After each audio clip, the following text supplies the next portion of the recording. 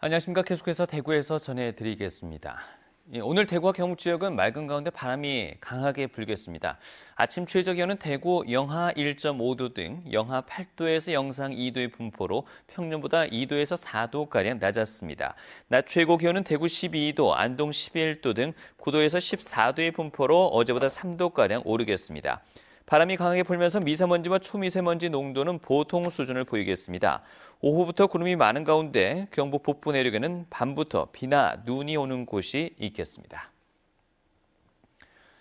초등학교에는 돌봄 전담사가 있습니다. 맞벌이 하시는 분들은 초등학교 돌봄 교실에 아이들을 맡기는 분들 많으실 텐데요. 그런데 대구의 돌봄 전담사들이 열흘 가까이 파업을 하고 있습니다. 이들이 파업에 나선 이유, 양관희 기자가 보도합니다. 대구의 한 초등학교 돌봄 교실에서 1, 2학년 학생들이 돌봄 전담사와 함께 지내고 있습니다. 보통 맞벌이 가정의 자녀는 수업을 마치면 집에 가지 않고 학교에 남아 돌봄을 받습니다. 대구에는 올해 12,000명의 학생이 초등학교에서 돌봄을 받습니다. 그러나 인력이 부족해 대구에서 한 돌봄 전담사가 맡는 아이는 평균 42명입니다. 서울 24명, 광주 22명의 2배에 가까운 학생 수입니다. 한 돌봄 전담사가 보통 2개 학급, 많게는 3, 4개 학급을 맡고 있어 돌봄의 질이 떨어질 수밖에 없습니다. 교육감은 물러가라! 이런 상황을 개선하자며 대구의 초등학교 돌봄 전담사 절반이 지난 4일부터 파업에 들어갔습니다. 교육감 면담을 촉구하며 시교육청 본관 2층을 점거했습니다. 한 교실당 30명, 많게는 40명까지 들어가 있습니다.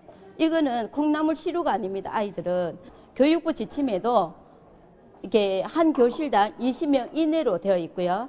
그다음에 1전담사가 다 시행하고 있는 지역입니다. 대다수입니다. 이들은 6시간인 근무 시간도 다른 광역시처럼 8시간 전일제로 늘려야 충분히 준비하고 법에 맞는 휴식 시간을 가질 수 있다고 주장합니다. 돌봄 전담사가 300명 가까이 더 필요한데도 대구시 교육청은 올해 상반기에 49명을 채용해 늘어난 돌봄 수요에 맞춘다는 입장입니다. 미술 등 강사가 돌봄 시간에 따로 교육을 하기 때문에 많은 돌봄 전담사가 필요하지 않다는 겁니다. 보육도 하게 되고요. 교육 기능을 추가해서 운영을 하고 있습니다. 일실 1전담사 체제로 갔을 때는 그 교육 기능을 추가하기가 어려운 부분이 발생할 수 있습니다. 그런 결과 지금 학부모의 만족도가 굉장히 95% 이상. 돌봄교사 파업이 길어지면서 많은 아이가 방치되는 등 피해를 겪고 있습니다. 시교육청은 뚜렷한 대책을 내놓지 않아 파업은 더 길어질 수도 있습니다. 돌봄교실을 이용하는 학생이 내년엔 15,000명으로 늘 것으로 예상돼 내실 있는 대비가 필요하다는 지적이 나옵니다. MBC 뉴스 양관입니다.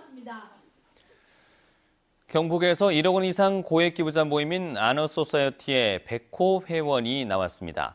경북 사회복지 공동모금회에 따르면 김천 1호 아너소사이어티였던 김무영 엠텍 대표의 부인 문점숙 씨가 소외된 이웃들에게 작은 도움을 주기 위해 아너소사이어티로 가입하게 됐다고 밝혔습니다.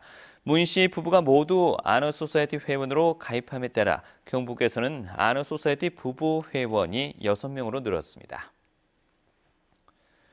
정의당 대구시당은 대구시와 대구시의회가 미세먼지 허술하고 안이한 대응을 하고 있다고 비판했습니다.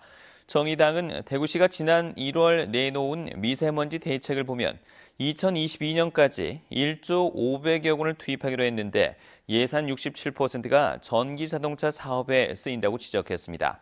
전국 13개 광역시도에서 제정한 미세먼지 저감 조례조차 없을 뿐 아니라 현재 시의회에서 다루고 있는 조례는 취약계층 보호와 지원이 빠져 있는 등 허술하다며 실효성 점검을 위한 정책 토론회를 촉구했습니다. 대구FC의 새 축구 전용구장 DGB 대구은행 파크가 이번 주 일요일 울산과의 개장 3번째 경기에도 매진을 기록할 가능성이 높아지고 있습니다. 지난주 토요일 제주를 상대로 한 홈 개막전과 아시아 챔피언스리그 광저우전에서 2경기 연속 매진을 기록한 DGB 대구은행 파크는 어제부터 예매를 시작한 이번 주 일요일 울산전도 하루 만에 절반 이상이 팔려 3경기 연속 매진이 기대되고 있습니다. 올 시즌 전북 원정 무승부 이후 ACL과 리그에서 승리를 이어가고 있는 대구FC는 일요일 울산전에서 리그 2연승에 도전합니다. 대구문화방송은 최근 K리그 최고의 이슈를 몰고 있는 대구FC의 이번 주 일요일 경기를 낮 1시 50분부터 중계방송합니다. 한국수력원자력 비정규직 노동자 2천여 명이 한수원 자회사로 소속을 바꿔 정규직으로 전환됩니다. 한수원과 민노총 공공연대 노조에 따르면 한수원은 일반관리와 경비직 등 비정규직 노동자 2천여 명에 대해 최소한의 면접 절차를 거쳐 자회사 정규직으로 전환하기로 했습니다. 공공연대 노조는 연내 출범할 자회사의 구체적인 급여 체계 등에 대해 한수원과 협의할 계획이라고 밝혔습니다.